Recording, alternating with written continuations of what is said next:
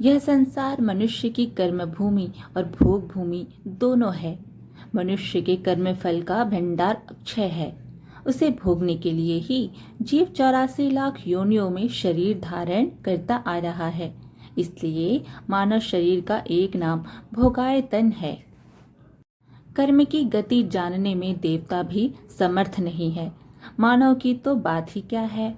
समस्त जीवों को अपने द्वारा किए गए शुभ अथवा अशुभ कर्मों का फल निश्चित रूप से भोगना ही पड़ता है।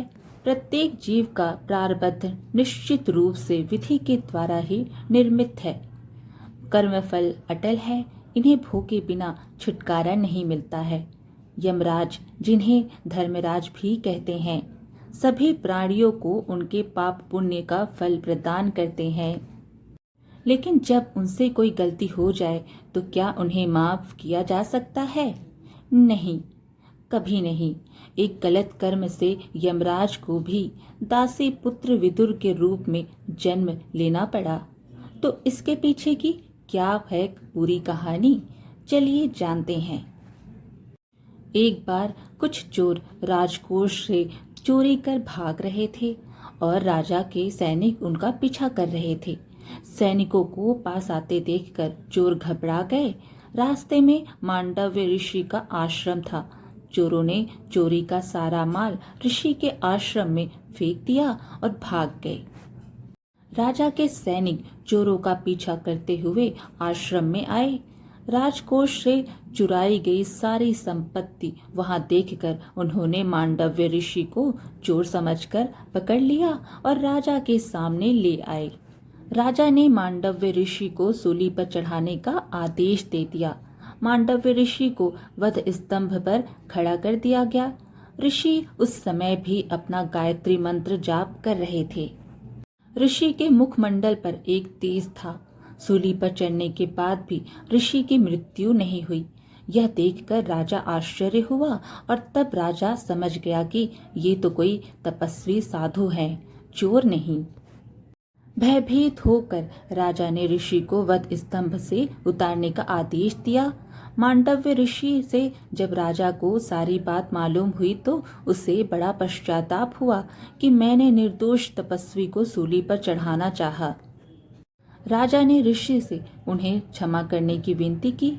मांडव्य ऋषि ने कहा, राजा, मैं तुम्हें क्षमा कर दूंगा, परंतु मैं धर्म कर्म के मूल साक्षी धर्मराज यमराज से पूछूंगा कि मुझ निर्दोष को ऐसा दंड क्यों मिला। मैं यमराज को क्षमा नहीं कर सकता, मैं उसे दंड अवश्य दूंगा। कितना तेजस्वी होता था भारत का संत समाज, जो एक न्यायाधीश से ही उत्तर मांगने जा रहा है। मांडव्य ऋषि ने यमराज की सभा में जाकर पूछा, बताओ धर्मराज, जब मैंने कोई पाप किया ही नहीं तो मुझे सूली पर क्यों चढ़ाया गया? यह मेरे किस पाप की सजा थी? धर्मराज घबरा गए। उन्होंने सोचा कि यदि मैं यह कहूं कि मुझसे भूल हो गई तो ऋषि मुझे श्राप दे देंगे। अतः उन्होंने कह दिया कि जब आप बच्चे थे तब आपने एक तितली को कांटा चुभोया था, यह उसी पाप की सजा है। जाने अनजाने जो भी पाप किया जाए उसका दंड भुगतना ही पड़ता है। मनुष्य अपने पुण्य भगवान को अर्पण कर सकता है, परंतु पाप तो उसे स्वयं ही भोगना पड़ता है।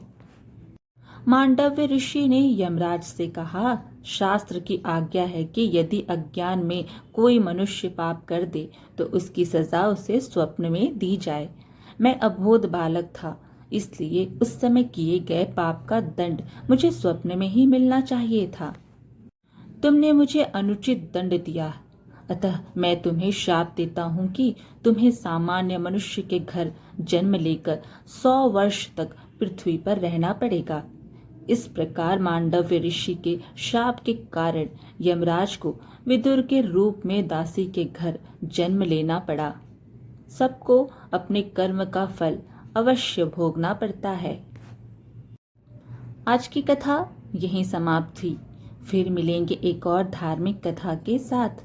वीडियो पसंद आए तो लाइक शेयर जरूर करें और कथाएं सुनने के लिए हमारे चैनल को सब्सक्राइब कर लीजिए।